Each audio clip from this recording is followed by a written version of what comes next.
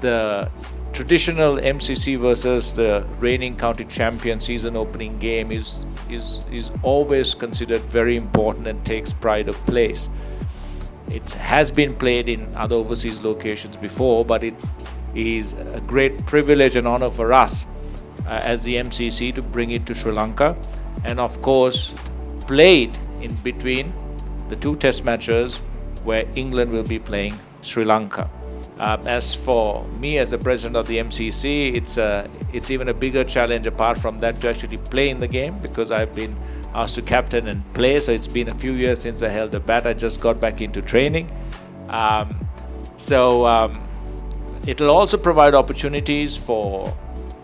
county players in England to come over here and gain experience, and at the same time for fringe international players or any international player that is not participating in the test matches also to get some valuable 4-day cricket experience playing against Essex, the champion county side that is full of top quality players. I'm of course trying to bat around number 7 so I don't have to face the fast bowlers, but hopefully we'll have enough space for 3 to 4 Sri Lankan players, because that will add a huge amount of quality to our side, because this game is not taken lightly. It's not just for the sake of playing it as an exhibition game. You know, the MCC side would love to beat the reigning county champions. Since 2005, the MCC has maintained a centre of excellence in Sinigama with the Foundation of Goodness. Every year there are about 25 scholarships that are given to cricketers there through the MCC, and the provision of high quality playing and coaching facilities. So there is a very strong connection and affinity to Sri Lanka that goes way beyond my appointment as the president of the MCC. But at the same time, there is also a great respect for Sri Lankan cricket internationally, and the MCC is no different. And to have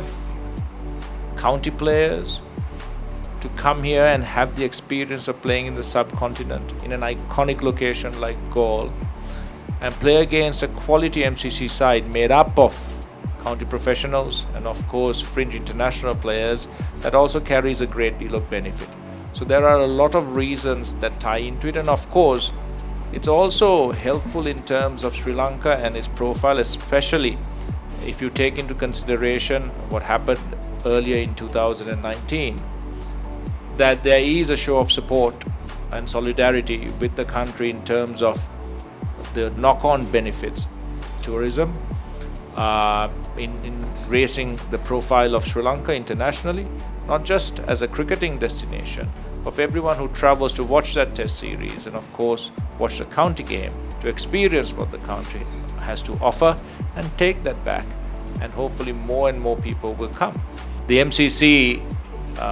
no matter what you've heard about it or what you think of it, at the heart of it we are a cricket club.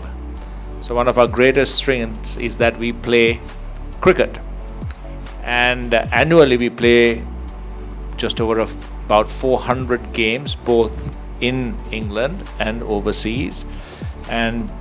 one of the things we do with these cricket matches, while of course exploring opportunities to spread the game and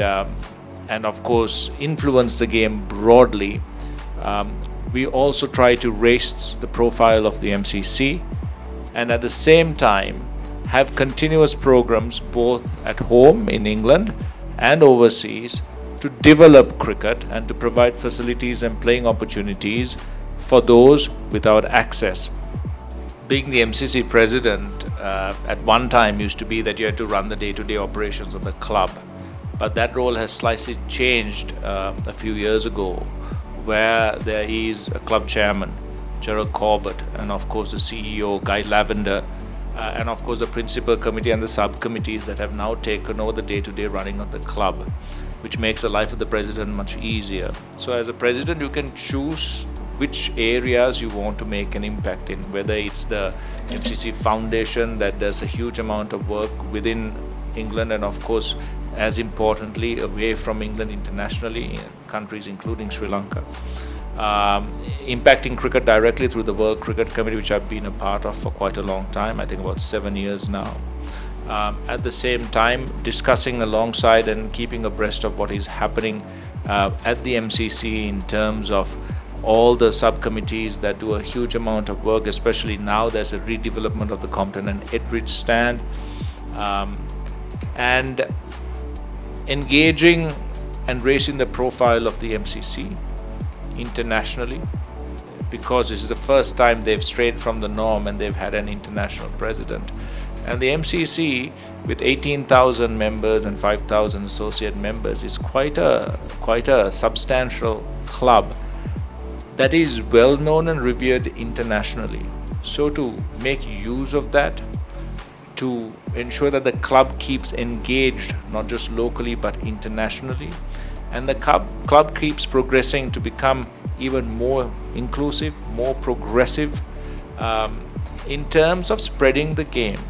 And one of the most important things that we can do is to engage children, and that is a huge change that is happening now at the MCC. Now, if you take the 100 competition that's coming in Saudi, for the first time in iconic areas of the ground, including the members' pavilion, the main pavilion, dress codes have been relaxed so that you do not require a jacket and tie for the 100 only. But that hopefully will encourage more and more young fans, families and children to come and engage with the sport.